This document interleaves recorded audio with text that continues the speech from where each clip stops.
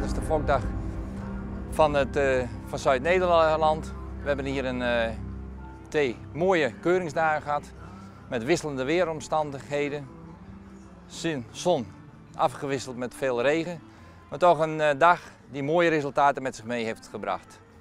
Er waren een mooi aantal eerste premieveulens die zich ook in de kampioenskeuring heel goed en netjes hebben laten zien.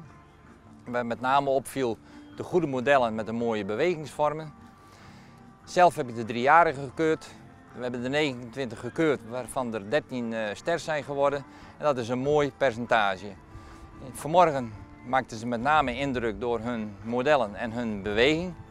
Als we nu even teruggaan naar de kampioenskeuring, die was misschien ietsje minder indrukwekkend. We hebben wel een hele mooie kampioen kunnen benoemen, de Onneke Beert, nummer 142. Een paard die heel mooi in het model staat, die heel goed stapt en ook een hele mooie manier van draven liet zien, maar met name heel positief opviel het gebruik van het achterbeen.